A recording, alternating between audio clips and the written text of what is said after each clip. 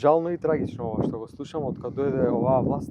Никако и со ниту еден чекор не се направи нешто да им се помогне на овие луѓе. Замислете, годинава производната цена е поголема од продажната. Со растот на трошоците на ѓубривото, на водата, на работната рака, сега 1 кило ори се произведува за некаде околу 30 денари или 32, а откупната цена е околу 20. Никој не го откупува оризот повеќе. Луѓето се соочуваат со сериозни екзистенцијални проблеми. Освен што им се и намалени дополнително субвенциите по декар земја за 300 денари од 2100 на 1800 денари.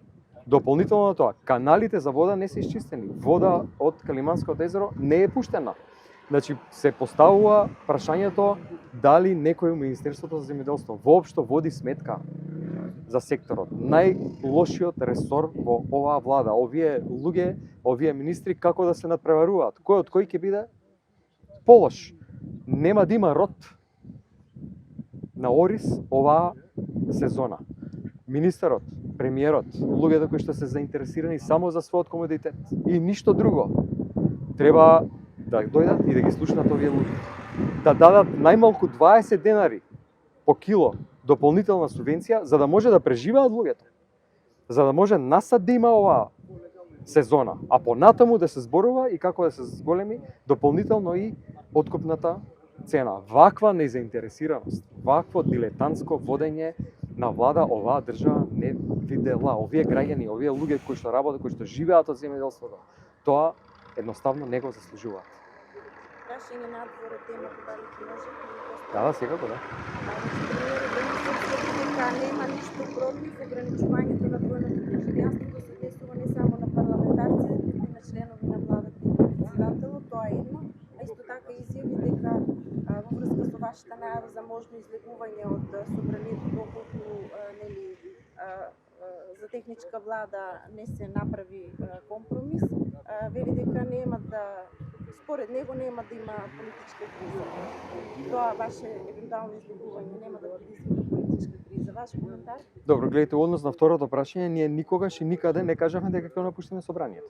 И тоа е само уште еден спин на премиерот кој што сака да го прикаже во јавноста како некое наше бегање од работата во институциите.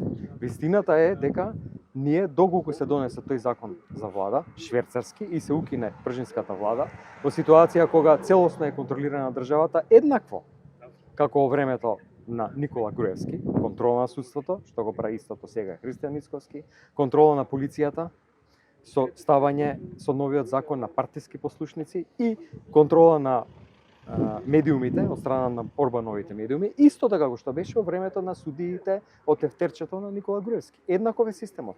Тоа се нашите аргументи зашто техничката влада по истиот систем треба да остане. Дополнително закон донесен со консензус.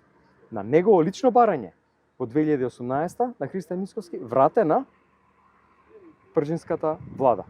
Ние ќе излеземе и нема да учествуваме во работа на за изборниот закон, не во работата на собранието. Се поставува на прашањето зошто премиерот по кој знае кој пат лаже и спинува.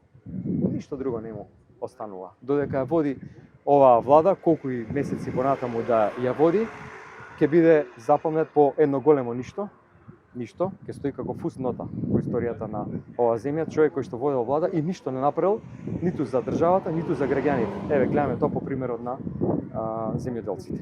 Двојното државјанство Треба да се реши премиерот што и како кажува. Неговите пратеници поднесуваат предлог закон, тој вели дека треба да се консултираат уставни експерти, еве сега наводно бил заинтересиран, на тој човек едноставно ништо не може да му се верува. Оваа влада ја водат луѓе кои што имаат резервна татковина и е прашање дали воопшто работа за интересите на оваа земја.